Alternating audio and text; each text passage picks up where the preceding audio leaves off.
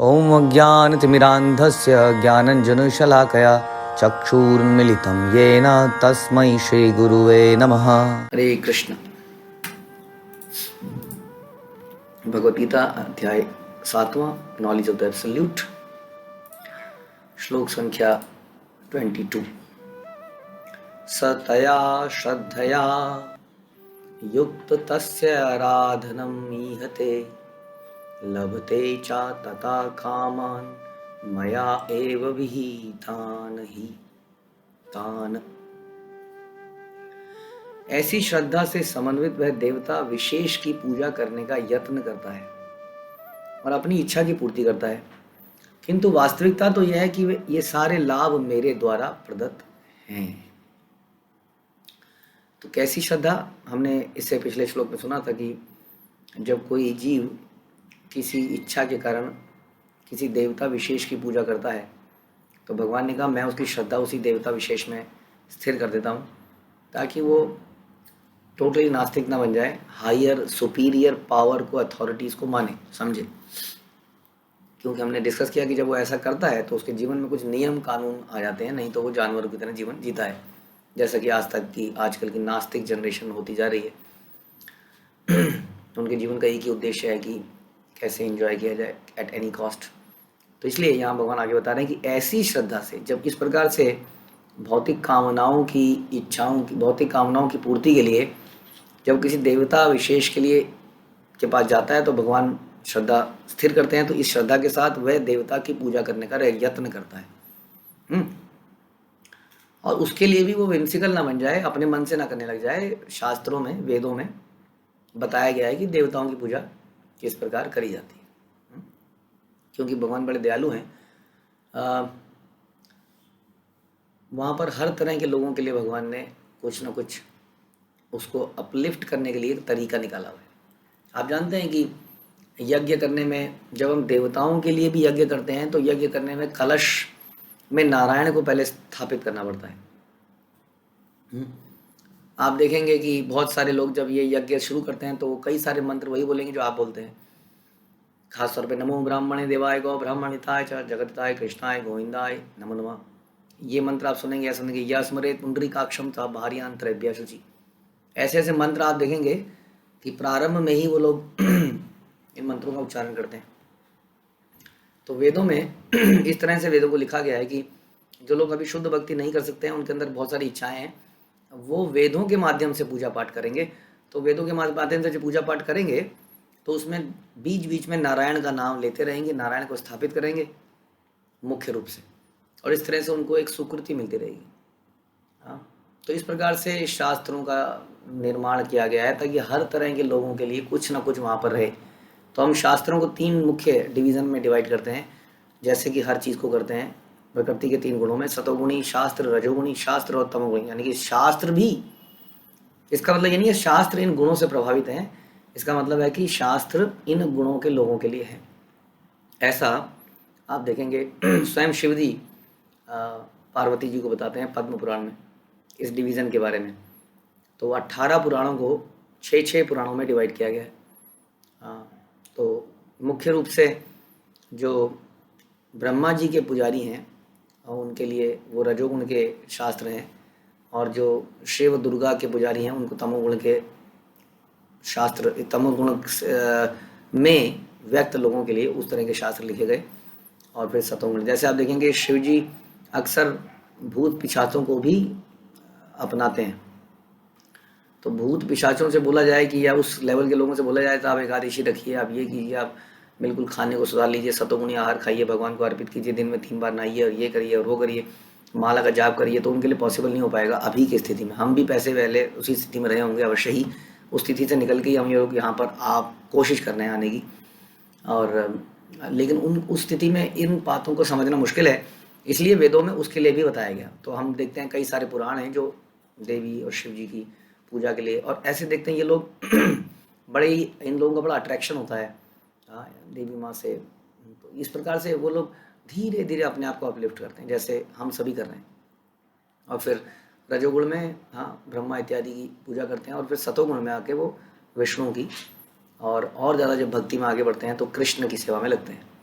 तो इस प्रकार से हर व्यक्ति के लिए कुछ ना कुछ ऑथोराइज किया गया है, ताकि किसी तरह से गलत अनऑथराइज काम ना कर ले। तो हर व्यक्ति के लिए यानी कि कुछ ना कुछ है, यानी कि अगर आपके अंदर भौतिक इच्छाएं भी, इसलिए कहते हैं कोई भी इच्छा नहीं, हर किसी भी तरीके से भगवान की सेवा में आओ। सर्व काम मोक्ष काम, जैसे बोलते हैं ना भागवत में ही कि तीव्रेन भक्ति योगेन यजेत पुरुषम परम, कि मोक्ष काम है, मोक्ष की इच्छा है, भगवान के पास जाइए, है ना। इस तरह से सभी के लिए कुछ ना कुछ प्रोविजन बनाए गए हैं। और यदि आप भगवान के पास नहीं आ पाते हैं तो भी आपके पास ऑप्शन भगवान ने दे रखी है। भगवान कह रहे हैं कि देवताओं की पूजा इस प्रकार से स्थापित करनी, इस प्रकार से करनी है। लेकिन जो लोग अब और ऊपर उठ गए हैं और उठना चाहते हैं, वो जीने का मूल्य समझ रहे हैं, वो समझ रहे हैं कि हम इस संसार में क्यों आए हैं, क्या केवल परिवार चलाने के लिए, क्योंकि परिवार तो जानवर भी चला लेते हैं, या इसका कोई और भी पर्पज़ हो सकता है। तो वो धीरे धीरे फिर भगवान की सेवा पूजा में लगते हैं। तो उन्हीं को क्लियर करने के लिए कुछ श्लोक दिए गए हैं। तो यहाँ बताया जा रहा है कि वो देवता विशेष की पूजा करने का यत्न करता है और अपनी इच्छा की पूर्ति करता है। हाँ, तो ये इच्छा ही है सब कुछ चीज़। ये जो इच्छा है, यहाँ पर जो इच्छा वर्ड यूज़ किया गया है, ये इच्छा भौतिक इच्छाओं के लिए यूज़ किया गया है। इच्छाओं की पूर्ति करता है मतलब भौतिक इच्छाओं की पूर्ति करता है, यानी कि देवताओं से वो कुछ ना कुछ मटेरियल गेन्स की प्राप्ति चाहता है। भौतिक इच्छाएं कैसे कहते हैं, मैं और मेरा से रिलेटेड। मैं तो क्लियर है ही, कौन है मैं और मेरा हो गए, मेरे बच्चे, मेरा परिवार, मेरे वटेवर, मेरे से रिलेटेड, मेरा देश भी उसी का एक पार्ट है। तो वो अपनी इच्छाओं की पूर्ति करता है देवता विशेष की पूजा करने का यत्न करके। हाँ, उन मटेरियल डिजायर्स को प्राप्ति करता है, ये बता रहे हैं यहाँ पर। लेकिन हाँ, जब धीरे धीरे उसके डिजायर्स शुद्ध हो जाती हैं, या वो जब कभी कभी देवताओं से भक्ति मांगता है, तो व्यक्ति बहुत ही जल्दी भगवान की भक्ति में लग जाता है, क्योंकि देवता फिर उसको भगवान की तरफ डायरेक्ट कर देते हैं। तब तक नहीं करते, क्योंकि तब तक वो अभी उस शुद्ध नहीं हुआ है, उसका प्रमोशन नेक्स्ट क्लास में नहीं हो सकता है। उसका प्रमोशन तब होगा जब हम देवताओं से धीरे धीरे हम लोग शुद्ध होकर देवताओं से भी कई बार मांगते हैं, भगवान मुझे भक्ति दीजिए, मुझे और कुछ नहीं चाहिए, है ना, मुझे जीवन का मूल्य समझाइए। कई लोग ऐसा हमने देखे हैं जो देवताओं से कुछ नहीं मांगते और उनकी पूजा करते हैं और इस प्रकार की वस्तुएं मांगते हैं, वो बहुत ही जल्दी विष्णु की, कृष्ण की सेवा में लग जाते हैं, क्योंकि देवता उनको प्रमोट कर देते हैं। तो एक तरह का कॉन्ग्रेचुलेशंस है आप सभी को, हम सभी को, कि हमें प्रमोशन इस हद तक तो मिल गई, आगे हमें करना है, मेहनत करनी है। तो हमें, क्योंकि हम सब भी कहीं ना कहीं देवताओं के पुजारी रहे कभी ना कभी, तो हमें प्रमोट करके अब भगवान की सेवा में लगा दिया गया। It's a good thing, it's a good news. लेकिन अब इसके आगे बढ़ना है। आगे बता रहे हैं भगवान, ठीक है, तो इच्छाओं की पूर्ति तो कर ली उसने, लेकिन भगवान बता रहे ध्यान रखिए कि ये इच्छाओं की पूर्ति भी अल्टीमेटली मैं ही करता हूँ, क्योंकि वास्तविकता तो यह है कि सारे लाभ मेरे द्वारा प्रदत्त हैं, भगवान कह रहे हैं। तो जो हम कई बार सोच लेते हैं कि देवता ने मुझे ये दिया, हम कई बार कहते हैं कि आइए भगवान की भक्ति कीजिए, तो कई लोग कहते हैं नहीं, मैं इतने सालों से कर रहा हूँ, इन्होंने मुझे ये दिया, मेरे परिवार में ये चल रहा था, ये समस्या सॉल्व हुई, ये समस्या सॉल्व हुई, ऐसा हुआ ऐसा हुआ। तो देखिए, कई बार घर के अंदर जो है पिताजी बजट देते हैं, उनकी माता को देते हैं, लेकिन जी आपको मैं इतने पैसे दे रहा हूँ, ये महीने का खर्च आपको ऐसे चलाना है। अब मम्मी ने उसमें से, मम्मी आम खरीद के लाई, बेटे को आम दिए, मम्मी बड़ी, पिताजी, बेटा बड़ा खुश। पिताजी ऑफिस से आए, पिताजी लेट गए, पानी मांगा, प्रसाद मांगा, सो गए। हाँ, बोला पिताजी को लाए हो, नहीं बेटा टाइम नहीं मिला। मम्मी ने अगले दिन उसके पसंद का पनीर बना दिया, मम्मी ने अगले दिन कुछ और बना दिया, वो बच्चा बड़ा खुश। वो कहता पिताजी तो आते हैं ऑफिस से, लेट जाते हैं, सो जाते हैं, खाते हैं बस यहाँ पे आके। तो बच्चा नहीं जानता है कि वास्तविकता में वो पिताजी ने उसकी व्यवस्था कर रखी है, और मम्मी इज ऑल्सो कर रही है मेहनत, लेकिन उसमें पिताजी का भी योगदान है। तो इस प्रकार से हम जो अल्टीमेट गिवर है उसको देख नहीं पाते कई बार। तो हमें लगता है ये मुझे दे रही है तो यही सब कुछ है। तो उस प्रकार से हम कई बार देवताओं से मांगते हैं। भगवान कह रहे हैं अगर आपको देवताओं से भी मिलता है तो भी ये सारे लाभ मेरे द्वारा प्रदत्त हैं। हाँ, भगवान गीता में कहते हैं भूमि आपो नलो वायु खम, है ना। भगवान बोलते हैं ये पंच तत्व तो भगवान ने दिए, मन बुद्धि अहंकार तो फिर दिया ही। तो ये भगवान कहते हैं ये मेरी प्रकृति, मेरी ताकत है, मेरी शक्ति है। यानी कि जितनी भी वस्तुएं संसार में है उसके ओरिजिनल सप्लायर कृष्ण है, और फिर वो सप्लायर के रिटेलर बने, रीजनल, हाँ, होलसेलर बने, होलसेलर ने आगे फर्दर रिटेलर बनाए, रिटेलर के अंदर फिर बिल्कुल परचून की दुकान, बिल्कुल घर घर ऐसे ऐसे खुलती गई दुकानें, अब खुल चुकी हैं बहुत सारी।